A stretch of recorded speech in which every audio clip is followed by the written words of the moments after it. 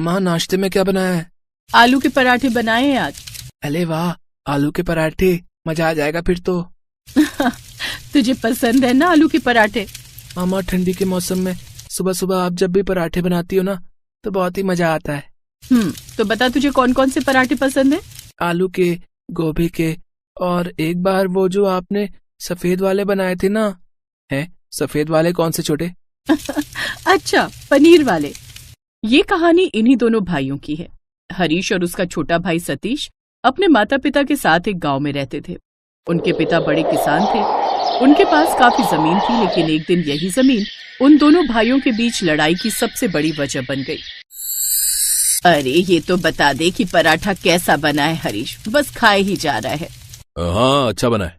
क्या बात है बेटा, देख रही हूँ तेरा मन कहीं और है। क्या सोच रहा है?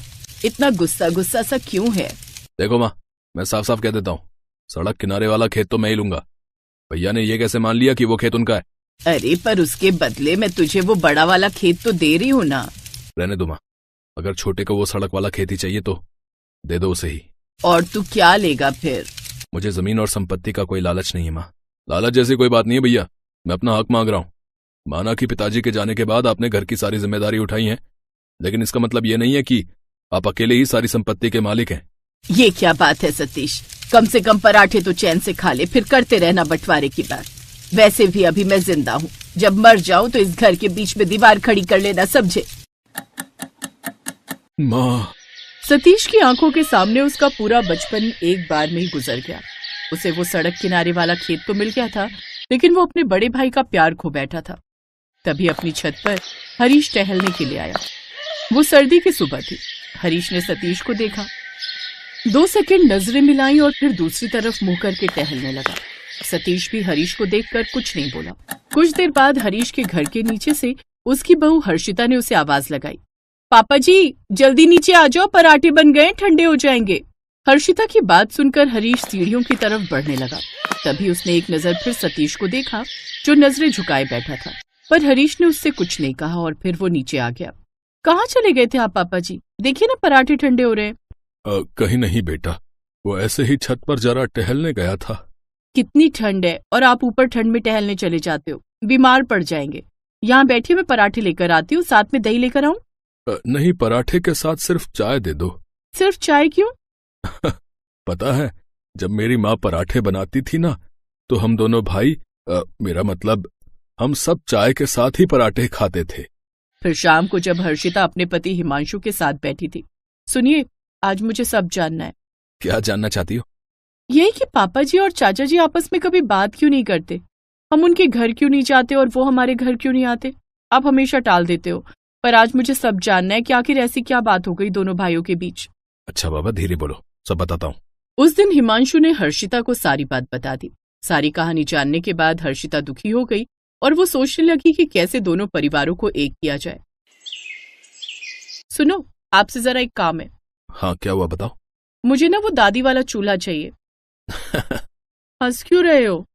आजकल की बहुएं भी ना, उन्हें चूल्हा दो तो कहती हैं कि गैस चाहिए, और अगर गैस दो तो कहती हैं कि चूल्हा चाहिए।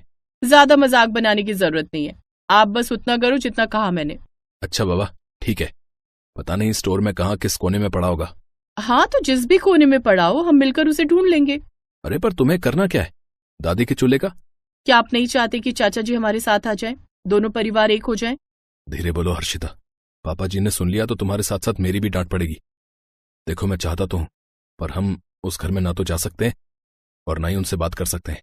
हाँ तो आप चिंता मत करो ना तो हम उस घर में जाएंगे और ना ही उनसे बात करेंगे। आप तो बस देखते जाओ, चाचा जी खुद ही चले आएंगे। इम्पॉसिबल। हिमांशु की बात सुनकर हर्षिता मुस्कुरा दी और फिर अगली सुबह उसने अपनी दादी सास की वही साड़ी और स्वेटर पहना जो वो अक्सर पहना करती थी। उसके बाद उसने छत पर चूल्हा जलाया और गर्मा गर्म पराठे बनाने लगी। तभी बगल की छत में सतीश टहलने आया। गजब की सर्दी पड़ रही थी तो उसके हाथ में एक चाय का कप भी था। फिर उसकी नजर जैसे ही हर्षिता पर पड़ी, उसके हाथ से वो चाय का कप छूटकर नीचे गिर गया और टूट गया। उसे हर्षिता में अपनी माँ नजर आ रही थी। जैसे ही हर्षिता ने देखा कि उसके चाचा ससुर उसे ही देख रहे हैं, तभी उसने जोर से आवाज लगाई, सभी लोग आ जाओ भाई, गर्मा गर्म पराठे बन रहे हैं, चाय के साथ बढ़िया पराठे खा लो। देखो तो कितनी बढ़िया खुशबू आ रही है, जो पहले आएगा वो पहले खाएगा। हर्षिता की बात सुनकर नीचे खड़ा हरीश भी हैरान था। उसे कुछ समझ नहीं आ रहा था कि हर्षिता कैसी बातें कर रही है, पर हिमांशु पास खड़ा मुस्कुरा रहा था। हिमांशु ने अपने पापा को छत पर चलने के लिए कहा। उधर दूसरी तरफ ना चाहते हुए भी सतीश के कदम अपने आप ही हर्षिता और उसके चूल्हे की तरफ चल पड़े। एक पराठा मिलेगा बेटी? हाँ छोटे पापा, जरूर। पनीर का पराठा बनाया है, आपको पसंद है ना? इतना सुनते ही सतीश ने झट से पराठे का निवाला खाया और फूट फूट कर रोने लगा। ये सब देखकर पीछे खड़ा हरीश हैरान था। वो तुरंत सतीश के पास आया और रोते हुए बोला, कैसा लगा छोटे, पनीर का पराठा? अगले ही पल हरीश किसी छोटे बच्चे की तरह अपने भाई के गले लग गया।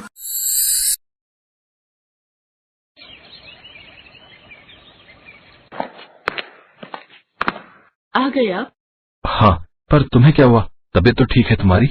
हाँ हाँ, मेरी तबीयत को क्या होगा? तो फिर अभी से कंबल में? अरे बाबा, सारा काम निपटा लिया है, अब ठंड लग रही है बहुत। अच्छा ठीक है, पर एक कप चाय तो पिला दो यार। सॉरी यार, अब तो मैं कंबल में बैठ गई हूँ। आप प्लीज अपने लिए चाय बना लो, चाहे तो मैं कल आपके लिए 2 कप बना दूंगी पक्का। तुम भी ना कमाल ही हो। प्लीज बना लो ना, मेरा कंबल से निकलने का बिल्कुल मन नहीं कर रहा, सच में। हाँ हाँ ठीक है, मैं बना लूंगा। अच्छा सुनो, एक और बात कहनी है, बुरा तो नहीं मानोगे? हाँ बोलो ना। अगर बना ही रहे हो तो 1 कप मेरे लिए भी बना दो ना प्लीज। ये कहानी है समीर और नीलम की। समीर एक कारपेंटर था और उसकी शादी नीलम से हुई थी। नीलम बहुत गरीब घर से थी। उसके पिता मुरारी एक छोटे किसान थे। मुरारी के पास इतने पैसे भी नहीं थे कि वो अपना घर बना सके, इसीलिए उन्होंने अपने खेत में ही किसी तरह उधार लेकर एक कमरा बना लिया था। नीलम के 2 भाई बहन और थे। कुल 5 लोगों का परिवार एक ही कमरे में रहता था। नीलम का बचपन भी उसी कमरे में बीता था। क्या हुआ, इतनी उदास क्यों? अरे कुछ नहीं। बोलो ना, कुछ तो बात है, वरना तुम इतनी शांत कहाँ रहती हो? कुछ ना, वो बस अम्मा बाबूजी की याद आ रही थी। अरे तो इसमें कौन सी बड़ी बात है, मैं तुम्हें छोड़ आता हूँ, तुम घर हो आओ। अरे नहीं जी, वो तो बस ऐसे ही। देखो मैं समझ रहा हूँ, तुम्हारा मन है तो मिलाओ ना सबसे। नहीं नहीं, अभी नहीं, गर्मियों में चलेंगे हम। समीर समझ गया था कि नीलम को अपने माता पिता की याद आ रही थी और वो ये भी समझ गया था कि वो अभी अपने घर जाने के लिए क्यों मना कर रही थी। दरअसल गर्मियों में तो उसके माता पिता बाहर सो जाते थे और नीलम और समीर को अंदर सुला देते थे, लेकिन सर्दियों में बड़ी मुश्किल हो जाती थी। ऐसे में अगर समीर और नीलम भी वहाँ चले जाते तो वो लोग कहाँ सोते, और यही सोचकर नीलम ने समीर को ठंड में वहाँ जाने से मना कर दिया। पर समीर के मन में तो कुछ और ही उपाय चल रहा था। अगले दिन, अरे आपने उठाया क्यों नहीं? ओहो 10 बज गए, अब घर का काम कौन करेगा? तुम्हें कुछ नहीं करना है, बस जल्दी से तैयार हो जाओ, मैंने नाश्ता बना दिया है, चलो जल्दी करो वरना देर हो जाएगी, बस छूट जाएगी। बस छूट जाएगी? हम कहाँ जा रहे हैं? अरे तुम्हारे मायके और मेरे ससुराल, चलो अब जल्दी करो। परवर कुछ नहीं, मुझे भी उनसे मिलने का मन कर रहा है, हम जा रहे हैं बस। वो तो ठीक है, पर हम सोएंगे कहाँ, यही सोच रही हो ना तुम? समीर के इतना कहते ही नीलम की आंखों में आंसू आ गए। वो समझ गई कि समीर उसकी दुविधा समझ गया था। तभी समीर ने उसकी आंखों से आंसू पोंछते हुए कहा, तुम चिंता मत करो, मैं दामाद बनकर नहीं बल्कि बेटा बनकर चल रहा हूँ तुम्हारे साथ। इसके बाद दोनों बस में बैठकर नीलम के गांव के लिए चल दिए। नीलम ने अपना बैग संभाला हुआ था और समीर ने अपना। समीर के बैग को देखकर नीलम बोली, इसमें क्या ले जा रहे हो जी, बड़ा भारी लग रहा है। इसमें ना गंदे कपड़े हैं, 2-3 हफ्तों के, अपनी साली से धुलवाऊंगा जाकर। इस बात पर दोनों जोर से हंसे और फिर कुछ घंटों के बाद वो दोनों नीलम के गांव पहुंच गए। कुछ देर पैदल चलने के बाद दोनों नीलम के पापा मुरारी के खेत पहुंचे, जहां बस एक ही कमरा था और नीलम की माँ रामकली बाहर खाना बना रही। नीलम और समीर को देखते ही मुरारी और रामकली बहुत खुश हुए। अरे तुम दोनों ने तो खबर भी नहीं दी, ऐसे अचानक। अचानक नहीं आते मम्मी जी, तो आपके चेहरे पर ये मुस्कान कैसे देखते? रामकली ने उन दोनों को अंदर बिठाया और खुद उन दोनों के लिए चाय बनाने चली गई। मुरारी उन दोनों से बातें कर रहा था और उधर समीर पूरे कमरे को बड़े गौर से देख रहा था। उसे एक कमरे में ही सारा सामान रखा था, राशन से लेकर रजाई तक।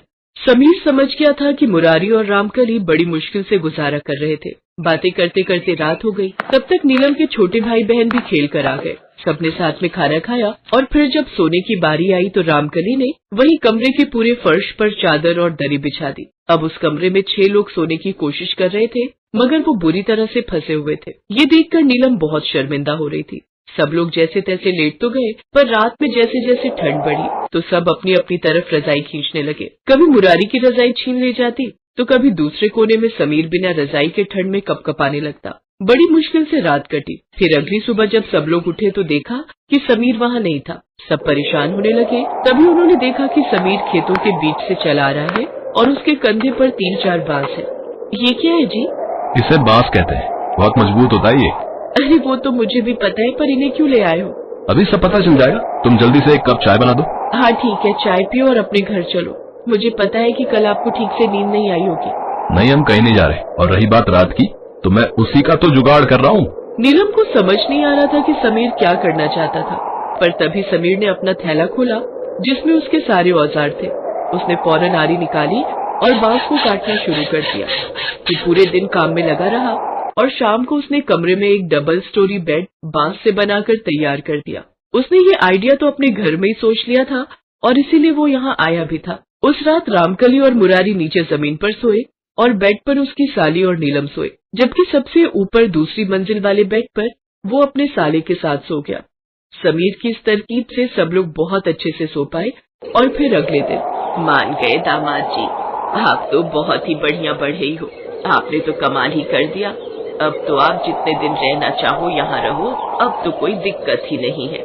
नहीं मम्मी जी, अब मेरा काम पूरा हो गया। अब मैं और नीलम अपने घर जाएंगे। पर मुझे इस बात की खुशी है कि अब डबल स्टोरी बेड में आप सभी लोग आराम से सो सकोगे। रामकली और मुरारी की आंखों में खुशी के आंसू थे, पर नीलम की आंखों में अपने पति के लिए सम्मान और गर्व साफ दिख रहा था।